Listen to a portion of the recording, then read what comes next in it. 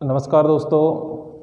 तो अपनी जो हैलोजन डेरिवेटिव्स की जो क्लास चल रही थी, दूसरे टाइप की विलोपन रिएक्शन अपन ने पिछली क्लास में कंप्लीट कर लिया था। अब जो नेक्स्ट रिएक्शन होते हैं एल्किल हैलाइड की, वो है बेटा देखो, रिएक्शन विथ मेटल, धातुओं के साथ अभिक्रिया। एल्किल हैलाइड धातुओं के साथ अभिक्रिया करके क्या क्या प्रोडक्ट्स का फॉर्मेशन करती है। देखिए बेटा, जब एल्किल हैलाइड में आप लिथियम से एल्किल हैलाइड की अभिक्रिया करवाते हो, CH3CH2Br, लिथियम एल्किल हैलाइड लिया, lithium in the presence of ether, तो आपके पास किसका फॉर्मेशन होता है बेटा, ethyl lithium, CH3CH2Li plus LiBr, lithium bromide बाहर निकल जाता है। नेक्स्ट जो रिएक्शन है जिंक से क्रिया, जिंक से क्रिया के जो अभिक्रिया होती है उसमें क्या होता है बेटा, फ्रैंकलैंड R2ZN का क्या होता है बेटा, निर्माण होता है। जब आप दो alkyl halide 2CH3CH2Cl plus R2ZN CH3CH2ZN CH2CH3 plus ZN Cl2 R2ZN, या ये आपके पास जो बना है इसे अपन क्या कहते हैं बेटा, फ्रैंकलैंड अभिकर्मक का। तीसरी जो रिएक्शन है वो लेड सोडियम मिश्र धातु, लेड सोडियम मिश्र धातु PbNa। जब इसकी अभिक्रिया आप एल्किल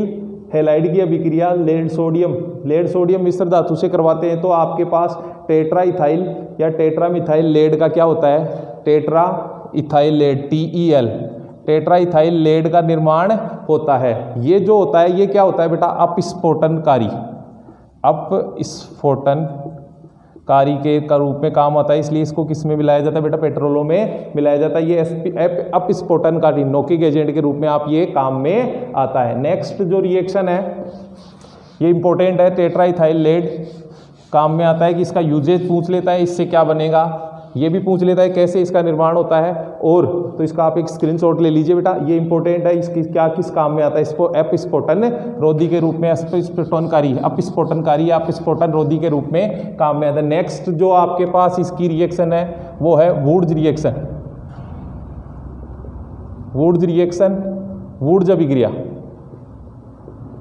वुड्स अभिक्रिया। और वुड जो अभिक्रिया होती है वो क्या होती है बेटा, देखो इंपॉर्टेंट है आपके RBSc, अगर मैं कहूँ बहुत सारी एग्जामों में इससे क्वेश्चन आता है, बहुत इंपॉर्टेंट अभिक्रिया वुड्स अभिक्रिया। जब एल्किल हैलाइड की अभिक्रिया आप सोडियम धातु से शुष्क ईथर की उपस्थिति में करवाते हैं, तो आपके पास किसका निर्माण होता है बेटा, एल्केनो का निर्माण होता है। किसका निर्माण होता है बेटा, एल्केनो का निर्माण होता है। देखिए CH3CH2Cl प्लस Na यहाँ लेते हैं आप क्या बेटा, ड्राई ईथर। क्या लेते हैं बेटा, ड्राई ईथर, शुष्क ईथर लेते हैं। 2 मॉलिक्यूल इसके लेने पड़ते हैं। शुष्क ईथर बताएंगे, शुष्क न ले तो क्या होता है वो भी बताएंगे आपको। ये यहाँ से क्या हो गया बेटा, 2NaCl CH3CH2CH2CH3 प्लस 2NaCl। अगर इस अभिक्रिया में शुष्क की जगह नम ईथर ले ले तो उत्पाद एल्कीन की जगह किसका निर्माण हो जाता है बेटा, एल्कोहल का। शुष्क की जगह नम ईथर लेने पर उत्पाद एल्केन के जगह एल्कोहल का निर्माण होता है।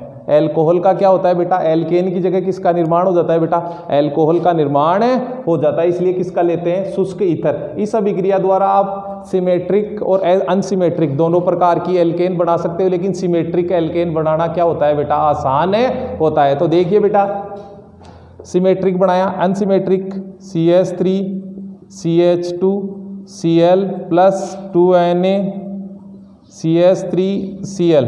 एक आपने ले लिया इथाइल क्लोराइड, एक क्या ले लिया बेटा, methyl chloride in the presence of dry ether, शुष्क ईथर की उपस्थिति में ले लिया।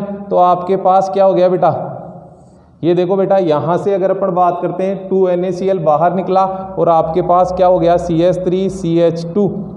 CH3 plus 2NaCl। इस अभिक्रिया में देखो आपके पास प्रोपेन के साथ साथ और भी एल्केन बनेगी, ब्यूटेन भी बनेगी, और क्या बनेगी बेटा, एथेन भी बनेगी। मतलब एक से अधिक प्रकार की एल्केन इस अभिक्रिया में जब आप अलग अलग एल्किल हैलाइड लेते हैं तब प्राप्त होती है। तो अतः अपन कह सकते हैं कि अलग अलग होगी तो इनको सेपरेट आउट करना आसान नहीं रहता है, इसलिए इस अभिक्रिया द्वारा सम्मित एल्केन बनाना ही आसान होता है। तो ये आपके पास इंपॉर्टेंट अभिक्रिया, फिर से मैं बता रहा हूं कि वुड्स अभिक्रिया क्या होती है। जब आप एल्किल हैलाइड की अभिक्रिया सोडियम धातु से शुष्क ईथर की उपस्थिति में करवाते हैं, सोडियम धातु से शुष्क ईथर की उपस्थिति में करवाते हैं तो आपके पास एल्केनों का निर्माण होता है। इस अभिक्रिया के द्वारा आप सम्मित एल्केन, मतलब असम्मित भी बना सकते हो, वो ऐसी कोई बात नहीं है, लेकिन सम्मित एल्केन बनाने में क्या होती है बेटा, आसानी होती है। मैंने बताया कि असम्मित बनाते, असम्मित की जब अभिक्रिया अलग अलग असम्मित एल्केन बनाएगी तो इसमें क्या होगा, 2 प्रकार के एल्किल हैलाइड लेने पड़ते हैं। तो यहाँ पर प्रोपेन मुख्य उत्पाद है, इसके अलावा गौण जो उत्पाद और भी अदर उत्पाद आएंगे, ब्यूटेन भी आएगी आपके, एथेन भी आएगी। तो ये था आपके पास वुड्स अभिक्रिया, बहुत इंपॉर्टेंट अभिक्रिया। नेक्स्ट अपने पास है इसमें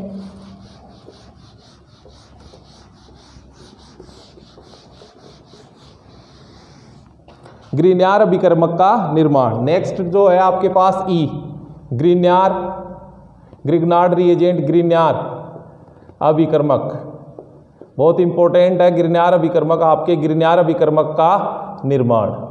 ग्रिग्नार्ड अभिकर्मक क्या होता है बेटा, RMgX। क्या होता है बेटा, RMgX। ये क्या होता है बेटा आपके पास, ग्रिग्नार्ड अभिकर्मक। क्या होता है बेटा, ग्रिग्नार्ड अभिकर्मक, RMgX ग्रिग्नार्ड अभिकर्मक का निर्माण कैसे होता है, क्या होता है। तो देखिए बेटा सुनिए, इसमें क्या होता है, जब आप एल्किल हैलाइड की अभिक्रिया, जब आप एल्किल हैलाइड की अभिक्रिया मैग्नीशियम धातु के साथ शुष्क ईथर की उपस्थिति में करवाते हैं तो आपके पास किसका निर्माण होता है बेटा, ग्रिग्नार्ड अभिक्रिया, ग्रिग्नार्ड अभिकर्मक का निर्माण होता है। इसका निर्माण किया था जॉर्ज ग्रिग्नार्ड ने, इसी के सम्मान में इसे क्या कहते हैं बेटा, ग्रिग्नार्ड अभिकर्मक। और ये बहुत इंपॉर्टेंट कंपाउंड है, केमिस्ट्री के मैक्सिमम जो अपन पढ़ेंगे ना, वो मैक्सिमम कंपाउंड इस कंपाउंड के द्वारा आप फॉर्म कर सकते हो, निर्माण कर सकते हैं। तो देखिए बेटा ग्रिग्नार्ड अभिकर्मक का निर्माण कैसे होगा। अब ग्रिग्नार्ड अभिकर्मक होता है आपके पास RMgX का निर्माण कैसे होगा।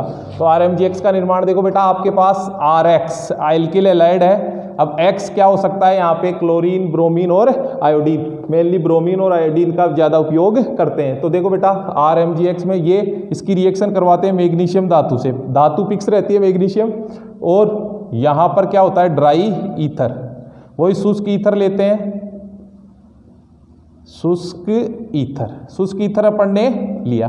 तो क्या होता है बेटा, ये इसके साथ रिएक्ट होकर RMgX का क्या कर देता है, निर्माण, जिसे अपन क्या कहते हैं बेटा, ग्रिग्नार्ड अभिकर्मक। क्या कहते हैं बेटा, ये ग्रिग्नार्ड अभिकर्मक कहलाता है, ये ग्रिग्नार्ड अभिकर्मक कहलाता है। अब देखिए ये ग्रिग्नार्ड अभिकर्मक है, इसी में आप R, जैसे आपने ले लिया CH3CH2Br plus Mg, dry ether लिया तो आपके पास क्या हो गया बेटा, CH3CH2MgBr। ये क्या होता है, मेथिल मैग्नीशियम ब्रोमाइड। क्या हो गया बेटा, methyl magnesium bromide, methyl magnesium bromide RMgBr का निर्माण हो गया। ऐसे ही अगर आपने ले लिया CH3CH2I प्लस Mg तो आपके पास क्या बनेगा बेटा, आपके पास बनेगा CH3CH2MgI। क्लियर है, मेथिल मैग्नीशियम आयोडाइड। ऐसे ही मेथिल मैग्नीशियम क्लोराइड का भी निर्माण होता है। ये आपके पास क्या है बेटा, ग्रिग्नार्ड अभिकर्मक। अब मैं थोड़ा सा आपको ग्रिग्नार्ड अभिकर्मक के बारे में बता देता हूँ बेटा। ग्रिग्नार्ड अभिकर्मक बहुत इंपॉर्टेंट है। देखो ग्रिग्नार्ड रिएजेंट, ग्रिग्नार्ड जो रिएजेंट होता है वो देखिए बेटा, RMgX को क्या कहते हैं बेटा, आप ग्रिग्नार्ड अभिकर्मक कहते हैं। RMgX को क्या कहते हैं बेटा, आप ग्रिग्नार्ड अभिकर्मक कहते हैं। RMgX इसे क्या कहते हैं बेटा, आप ग्रिग्नार्ड अभिकर्मक कहते हैं। और ग्रिग्नार्ड अभिकर्मक में देखो बेटा क्या होता है, ये तो क्या होती है धातु, तो धातु पर्वत तो क्या होता है, धनावेश होता है। ये जो बंद होता है ये क्या होता है बेटा, सहसंयोजक। तो ये धातु से इस कार्बन पे क्या चले जाते हैं, इलेक्ट्रॉन। ये इलेक्ट्रॉन यहाँ चले गए और इस पे भी क्या आ जाते हैं बेटा, इलेक्ट्रॉन। हेलोजन है, हेलोजन इलेक्ट्रोनेगेटिविटी होता है इसलिए। तो RMgX जो होता है वो कैसे होता है बेटा, RMgX। तो इसमें ये रिएक्शन इसी पॉम्पिटोप्यू से करता है, प्लस डेल माइनस RMgX की विभिन्न अभिक्रियाएं जो अपन इससे क्या अगले चैप्टर जो आएंगे उनके पास अपन पढ़ते रहेंगे।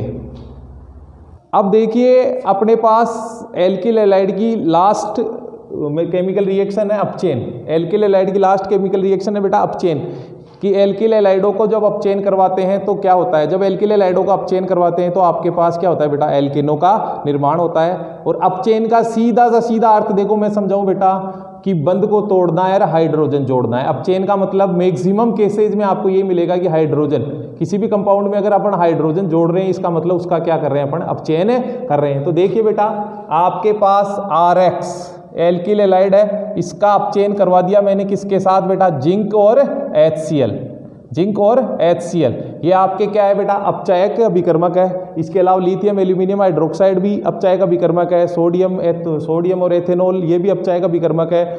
SnHCl है, ये बहुत सारे अपचायक अभिकर्मक है। इसके अलावा अगर अपन सोडियम बोरो NaBH4 सोडियम बोरोहाइड्राइड ये भी अपचायक अभिकर्मक है। यहाँ अपने पास क्या होंगी, 2 हाइड्रोजन ली, ये बॉन्ड टूटा H और H, तो आपके पास क्या बेटा RH प्लस HX, इसका क्या हो गया बेटा, निर्माण हो गया। अगर अपन बात करते हैं RX और इसका क्या हो गया बेटा, HX का क्या हो गया यहाँ पे निर्माण। अब देखिए CH3 CH2 Cl plus ZnCl2 zinc chloride और HCl ZnCl2 अगर अपन बात करते हैं बेटा तो देखिए इस अभिक्रिया की मैकेनिज्म भी मैं आपको समझाऊंगा। H और H क्या हो गया, CH3 एथेन का निर्माण और HCl क्या हो गया बेटा, बाहर निकल गया। तो देखो इस अभिक्रिया की अगर मैकेनिज्म आपको बताऊं, देखिए बेटा कैसे ये अभिक्रिया कंप्लीट हो रही है। CH3 CH2 Cl, आपने देखा है कि यहाँ से क्या होता है, इस इलेक्ट्रॉन पाइल, ये जो सिग्मा इलेक्ट्रॉन इस बॉन्ड के अधिक संयोजकता होने के, इसकी संयोजकता क्या, इलेक्ट्रॉन नेगेटिविटी, विद्युत ऋणता का मान अधिक होने से यहाँ क्या हो जाता है बेटा, इलेक्ट्रॉनों का पार्शियल शिफ्टिंग हो जाती है इंडक्टिव इफेक्ट के कारण, ये क्या हो जाता है पॉजिटिव और ये क्या होता है नेगेटिव। अब आपको पता है जिंक जो धातु होती है वो क्या करती है बेटा, अपने इलेक्ट्रॉन त्याग करके क्या कर देती है, जिंक +2 प्लस 2 इलेक्ट्रॉन। अब आपके HCl है, आपने यहाँ ले रखा है क्या बेटा HCl, तो इसमें H प्लस और Cl क्या है बेटा माइनस में। तो क्या हुआ, ये जिंक क्या करते हैं, अपने जो इलेक्ट्रॉन है वो क्या करती है बेटा, यहाँ पे डोनेट कर देती है। यहाँ पे डोनेट करने से क्या हो गया, इसके पास CH3 CH2 ये क्या हो गया बेटा नेगेटिव है ना, प्लस अगर अपन बात करें ये H प्लस क्या करेगा, इसके ऊपर अब अटैक करेगा, फिर इसके बाद में H प्लस कहाँ जाएगा बेटा, यहाँ जाएगा। तो आपके पास क्या बना बेटा CH3 प्लस। अब देखिए अगर अपन बात करेंगे तो आपके पास क्या हो गया, यहाँ से ये Cl2 और ZnCl2 की फॉर्म में क्या हो जाएगा, इससे बाहर निकल जाएगा। तो ये अभिक्रियाएं आपके पास एल्किल हैलाइडों के अपचयन की अभिक्रियाएं, ये क्या है बेटा एल्किल हैलाइडों के अपचयन की अभिक्रियाएं, इसके प्रकार से अपचयन होता है अपचायक अभिकर्मक के साथ और एल्केनों का क्या होता है बेटा निर्माण। तो इस प्रकार से ये इस चैप्टर का जो आपका हेलोजन डेरिवेटिव्स है उसमें अपन ने एल्किल हैलाइड पढ़ लिया, और वो कौन से एल्किल हैलाइड पढ़े अपन ने, मोनो एल्किल हैलाइड। अब अपन पढ़ेंगे बेटा die halogen derivative, die halogen derivative, die halogen derivative. Die halogen derivatives में क्या होता है, जब एल्केनों से एक से अधिक 2 हाइड्रोजनों को उठाकर 2 हेलोजन जोड़ देते हैं तो आपके पास जो उत्पाद जो प्राप्त होते हैं आपको वो क्या कहलाते हैं, डाई हेलोजन डेरिवेटिव। हेलोजन के या अपन डाई हेलाइड्स कह सकते हैं उन्हें, डाई हेलोजन डेरिवेटिव्स कह सकते हैं, डाई द्विहेलोजन व्युत्पन्न। देखिए बेटा अगर अपन बात करते हैं CH3 CH2 ये Cl है, ये मोनो हेलाइड है। अब एक हाइड्रोजन को यहां से प्रतिस्थापित करके एक और हेलोजन जोड़ दूं मैं यहां से, देखिए बेटा एक हेलोजन और उठाऊं और एक हेलोजन जोड़ दूं, एक हाइड्रोजन उठाऊं और एक हेलोजन जोड़ दूं, तो आपके पास क्या बना बेटा CH3 CH Cl। अब देखो ये Cl यहां भी अटैच हो सकता है, ये Cl यहां भी अटैच हो सकता है, उसको बनाओ, ये क्या कहलाएंगे आपके डाई हेलोजन डेरिवेटिव। क्या कहलाएंगे बेटा, die halogen derivative, die halogen व्युत्पन्न। तो डाई हेलोजन व्युत्पन्न अगर अपन बात करते हैं तो ये द्विहेलाइड जो द्विहेलाइड व्युत्पन्न जो होते हैं वो कितने प्रकार के होते हैं बेटा, 3 प्रकार के। द्विहेलाइड कितने प्रकार के होते हैं बेटा, 3 प्रकार के। तो इसका जो वर्गीकरण इनका देखिए बेटा, इनका जो वर्गीकरण होगा वो देखिए आप, इसमें आपके पास पहले होते हैं एक जेम डाई हैलाइड। अब जेम डाई हैलाइड क्या होते हैं वो देखिए बेटा, जब 2 हेलोजन एक ही कार्बन पर उपस्थित हो तो वो क्या कहलाते हैं बेटा, जेम डाई हैलाइड। क्या कहलाते हैं बेटा, जेम डाई हैलाइड। 2 हेलोजन परमाणु एक ही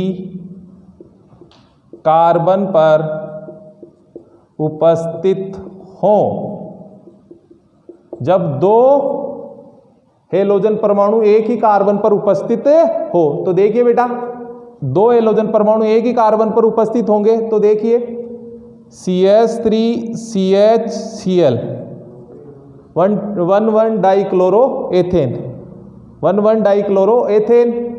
अगर आपके पास CH3CClCl CH3 आइसोप्रोपिलिडीन डाइक्लोराइड, आइसोप्रोपिलिडीन क्लोराइड, या आप कह सकते हो ये क्या हो गया 1,2,2 डाइक्लोरोप्रोपेन। ये देखो बेटा एक ही कार्बन पर दो हेलोजन, एक ही कार्बन पर दो हेलोजन, तो ये क्या कहलाएंगे जेम डाई हैलाइड। क्या कहलाएंगे बेटा जेम डाई हैलाइड। नेक्स्ट अगर है तो वो क्या है बेटा देखो विस डाई हैलाइड। विस डाई हैलाइड क्या होते हैं, वे हेलोजन जब दो हेलोजन परमाणु जब पास पास के कार्बन पर उपस्थित हो, दो हेलोजन परमाणु पास पास के कार्बन पर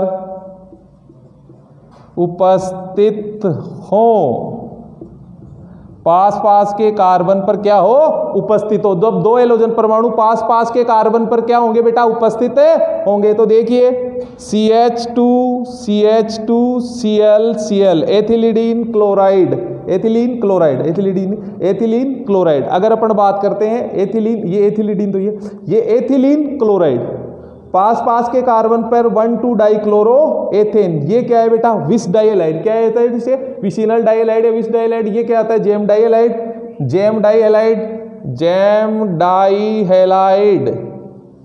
ये क्या होता है विसिनल डाइहैलाइड। ये क्या होता है बेटा विसिनल डाइहैलाइड। अब अगर अपन बात करते हैं जैसे ये एक पास पास के कार्बन पर उपस्थित हो तो विस डाइहैलाइड कहेंगे। अब देखो तीसरा होता है अल्फा ओमेगा डाइहैलाइड, अल्फा ओमेगा डाइहैलाइड। जब हेलोजन परमाणु कार्बन श्रृंखला के दोनों सिरों पर उपस्थित हों, जब हेलोजन परमाणु, जब तीसरे प्रकार का अल्फा ओमेगा में जब हेलोजन परमाणु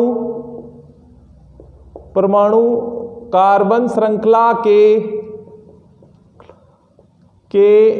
दोनों सिरों पर, कार्बन संख्या 3 से 4 से 3 से ज्यादा होनी चाहिए दोनों सिरों पर, जब हेलोजन परमाणु कार्बन श्रृंखला के दोनों सिरों पर उपस्थित हो।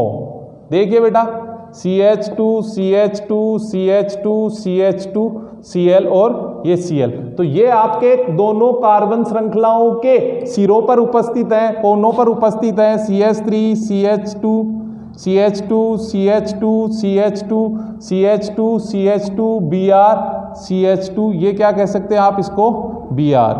तो ये क्या हो गया आपके पास अल्फा ओमेगा डाइहैलाइड। तो ये तो था आपके पास डाइहैलाइड का क्लासिफिकेशन, डाइहैलाइड का। अब इनके नोमेनक्लेचर तो मैंने आपको पहले ही पढ़ा रखा है, कैसे नोमेनक्लेचर करना है IUPAC, और साधारण नामकरण मैंने आपको पढ़ा रखा है।